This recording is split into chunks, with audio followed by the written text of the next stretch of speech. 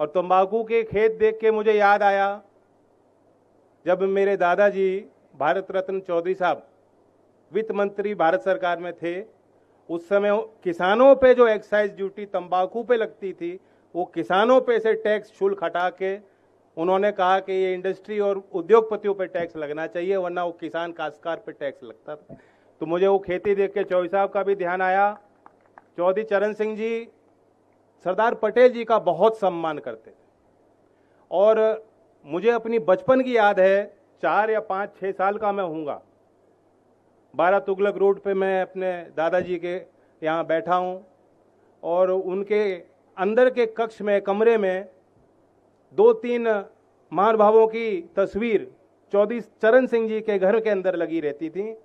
और वो तस्वीर पहली बार मेरे नज़र में वो ही लाए और मुझे कहा, ये बताओ कौन? सरदार पटेल। महर्षि अपने दयानंद जी को मानते थे, सरस्वती जी को। दूसरी तस्वीर उन्होंने मुझे बताई कि ये वो है। तो बचपन से, बहुत कम उम्र से उन्होंने मुझे साथ बैठा के जिस प्रकार से सरदार जी के बारे में एक बात बतानी शुरू की, कोशिश की कि मेरे अंदर भी वो सोच विकसित हो। आज जो युवाओं के बीच का ये एक बड़ा व्यापक राष्ट्रव्यापी कार्यक्रम बनाया गया है, जिसमें आप सब लोग भाग ले रहे हो, मैं युवा भारत के हमारे कार्यकर्तागण और हमारा यूथ अफेयर मंत्रालय को, सभी विभाग जो इसमें अंतर्गत आ रहे हैं, शिक्षा विभाग, सभी को मैं बधाई देता हूं। इस कार्यक्रम के पीछे भी यही सोच है कि आज हमें देशवासियों को एहसास होना चाहिए, ये देश कभी भुला नहीं सकता। जैसा कि अभी किशन रेड्डी जी ने जो उपाधि सरदार वल्लभ भाई पटेल जी को दी गई, एक प्रकार से उन्होंने समझाया कि वो सरदार की उपाधि के वो क्यों हकदार थे। और आज गुजरात का और देश का नौजवान और आने वाली पीढ़ियों को कैसे वो संकल्प अपने मन में, हृदय में पालना है कि उनके अंदर भी जो सरदार वल्लभ भाई पटेल की सोच बने, और उनके अंदर भी वही संस्कार, वही जज्बात, वही भावनाएं, वही आत्मसमर्पण की बात निकल के आए, राष्ट्रता की भावना उनके अंदर विकसित हो। वो समझें कि उनका भविष्य सुदृढ़ तब होगा जब वे मेहनत करेंगे, पुरुषार्थ करेंगे और एक से एक को जोड़ने की कोशिश करेंगे। सरदार वल्लभ भाई पटेल के उस महान गाथाओं के बारे में, देश के उस इतिहास के उस दौर के बारे में जब मैं सोचता हूं, आज हम लोग राजनीतिक व्यवस्था को चारों तरफ देखते हैं, आज का दौर और दूसरे उस समय का दौर में बहुत अंतर। पुराने लोग बता देंगे जो यहां बैठे, सरदार पटेल जी के समय में वे जो नेता थे, वे जानते थे कि आपस में वैचारिक मतभेद हमारे हो सकते हैं, लेकिन कैसे आपस में राष्ट्रहित में काम करना है। गांधी जी के विचारों से प्रेरित होकर सरदार जी सामाजिक और राजनीतिक काम में आए। 1917 की शायद गोधरा में एक राजनीतिक कार्यक्रम में गांधी जी से प्रेरित हुए। अगले साल उन्होंने फिर सत्याग्रह शुरू किया। उसके 10 साल बाद बारदोली का बड़ा लगान के विरुद्ध किसानों का आंदोलन उन्होंने किया। एक से एक कड़ियां उनकी जुड़ती गई। तो गांधीवादी विचारधारा के वो प्रणेता, बड़े कर्ता थे देश में, लेकिन गांधी जी के हर चीज से भी शायद वो सहमत ना हो। जब दूसरे विश्व युद्ध में गांधी जी का मानना था, महात्मा गांधी जी का, कि हमें अंग्रेजी हुकूमत का बिना किसी शर्त के सहयोग और साथ देना चाहिए। उस समय सरदार पटेल जी का ये मत था कि मेरा कोई व्रत खंडित नहीं होगा यदि हम ये बात रखें कि हम आपके साथ हैं, लेकिन इस विश्व युद्ध के समाप्ति के बाद जो भारत के स्वराज का सपना हमने देखा है वो पूरा होगा। तो ये नेहरू जी के बारे में भी उन्होंने काम किया, लेकिन जो Nehruvian philosophy, Nehruvian economic ideology थी, उससे बिल्कुल विपरीत सरदार पटेल जी महात्मा जी के, गांधी जी के ग्राम स्वराज के पक्षधर थे। तो अलग अलग विषयों पर अलग अलग मत हो सकता है, लेकिन ये बात सरदार पटेल जी जानते थे कि देश की बोलबालाएं, भाषाएं अलग होंगी, खान पान अलग होगा, रहन सहन, आदतें अलग होंगी, लेकिन हमारी भावनाएं एक हैं। और एक होनी चाहिए। पूरे देश को एक सूत्र में बनाने वाले, बांधने वाले, अखंड भारत के निर्माता। कितनी बड़ी सोच उन्होंने उनके हृदय में, मन में थी, और उनकी तपस्या कामयाब है। आज आधुनिक भारत में, स्वतंत्र भारत में, जब कोई 18-20 साल का नौजवान खड़े होकर नागरिक अधिकार की बात करता है, भारत के संविधान की बात करता है, आज की नई विधि और टेक्नोलॉजी की बात करता है, विश्व में व्यापार बनाने की बात करता है, अपने रोजगार की बात करता है, रोजगार देने की बात करता है, अगर वो सपना भी देख रहा है, तो उस सब का योगदान, उस सब के पीछे जो हमारे पूर्वज हैं, और उनमें विशेष तौर से सरदार पटेल जी का इस देश को यहां तक पहुंचाने में, इसके निर्माण में, भारत माता की जो उन्होंने सेवा करी, ये पूरा जो उसका श्रेय उनको जाता है। और सरदार जी चाहते थे कि नौजवान अपने सामर्थ्य को समझे।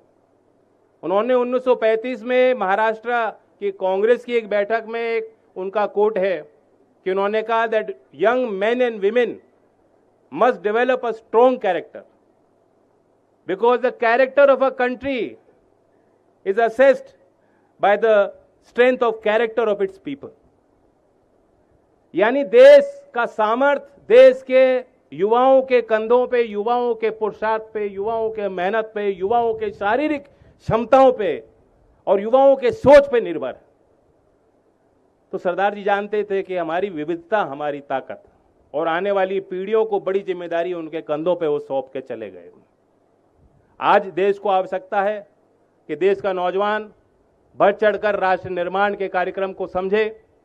देश को 2047 तक विकसित करने की जो बात कहने को और सोचने को कोई भी कह सकता था, लेकिन आज तक किसी ने सोचा नहीं।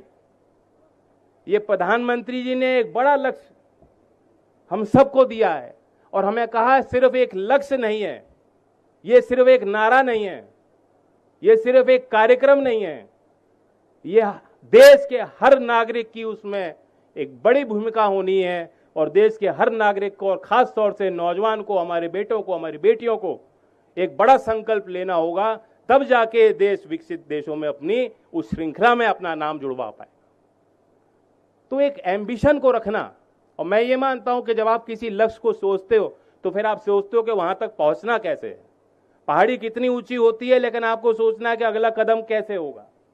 एक नजर पहाड़ की ऊपर ऊंची चट्टान पे रखनी है, दूसरी नजर अपने पांव पे रखनी है कि एक एक कदम लेके मैं वहां तक कैसे पहुंचूं। उसी तरीके से, उसी अंदाज से भारत सरकार के मंत्रालय, राज्य सरकार, मुझे खुशी है कि उत्तर प्रदेश में तो विधानसभा में विधिवत 2047 पे 2 दिन की चर्चा हुई। सारे विधायक, मंत्री, सरकार, पक्ष विपक्ष सबने अपनी बात रखी। तो अब देश में एक चर्चा छिड़ गई, और सरदार पटेल जी की 150वीं जयंती एक विशेष अवसर है कि एक दोबारा देश के अंदर चिंगारी पैदा हो। देश के गांव में, गलियों में, कूचों में, शहर में, बस्तियों में किसी समाज का कोई व्यक्ति क्यों ना हो, आज उसे सोचने को मजबूर होना चाहिए कि वो खुद सोचे कि देश को मैं विकसित कैसे बना सकता हूं। उनके अंदर के सरदार को जगाने का काम ये यात्रा कर रही है। और इसलिए मैं कोई लंबी चौड़ी बात नहीं कहूंगा। जब कोई अच्छे पावन काम में लोग जुटते हैं, मेहनत करते हैं, और 180 किलोमीटर तक कुछ तो इसमें यात्री लगातार चल रहे हैं, नौजवान, और मैं मानता हूं कि किसी के पाँव में छाला हो गया होगा, किसी को थकान महसूस हो रही होगी, कुछ लोग चोटिल हुए होंगे, लेकिन जब कोई अच्छा काम होता है तो वो उन चीज़ों पे ध्यान ही नहीं जाता। एक के बाद एक जो है पाँव आगे बढ़ता रहता है, एक ऊर्जा मिलती है, थकान महसूस नहीं होती।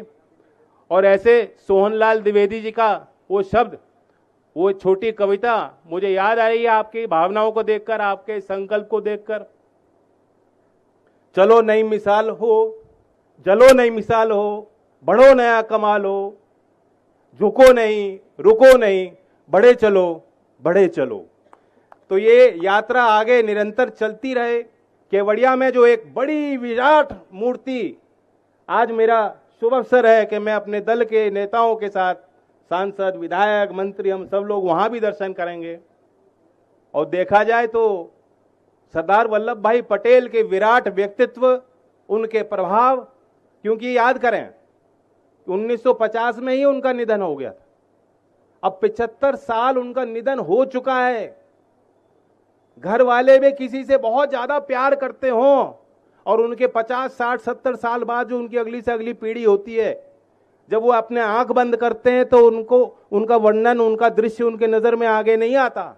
आज भी कोई बच्चा पैदा हो रहा हो, कोई नौजवान हो, आप सब नौजवान यहां आए हैं, आप अपनी आंख बंद करोगे, सरदार वल्लभ भाई पटेल का विचार करोगे तो उनके चेहरा हूबहू आपके मस्तिष्क में, आपके दिमाग में आएगा।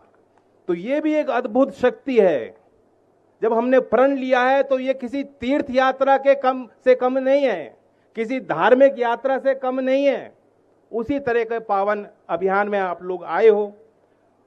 तो 1950 में उनका निधन हुआ। और मैं एक और बात आपके बीच में आखिर में कहता हूं कि कितना चौधरी चरण सिंह उनको मानते थे कि जब उनका 15 दिसंबर की रात को मुंबई में उनका निधन हुआ 1950 में, तो चौधरी चरण सिंह जी ने एक लेख लिखा, हमारा सरदार। उसके वो भावनात्मक उनके शब्द हैं। मैं उन्हीं शब्दों के साथ अपनी बोली को विराम देता हूं। वो दर्शाते हैं कि सरदार वल्लभ भाई पटेल को देश के जितने बड़े नेता थे कितना मानते थे और कितना बड़ा उनका प्रभाव। चौधरी चरण सिंह जी ने लिखा, आज भारतवर्ष लुट गया। आज उसका वह लाल जिसके बल पर वह निर्बल होते हुए भी अपने को सशक्त समझता था, उससे रूठ गया। आज भारत का लौह पुरुष जिसकी गरज सुनकर देशद्रोही तथा देश के शत्रु दहला करते थे, विदा हो गया। आज हमारा सरदार सदैव के लिए सो गया। उस दुख के साथ चौधरी चरण सिंह जी ने शब्द लिखे। लेकिन मैं ये मानता हूं कि आपकी ऊर्जा को देख के और इस तरह के कार्यक्रमों में शामिल होकर मैं ये महसूस करता हूं कि सरदार वल्लभ भाई पटेल कहीं गए नहीं हैं, कहीं सोए नहीं हैं, हमारे अंदर जिंदा हैं। हमें अपने अंदर के सरदार को जगाना है और एक के बाद एक हम कदम आगे लेंगे और देश को विकसित बनाने में हम अपना योगदान देंगे, आहुति देंगे। इन्हीं शब्दों के साथ जय हिंद, जय भारत।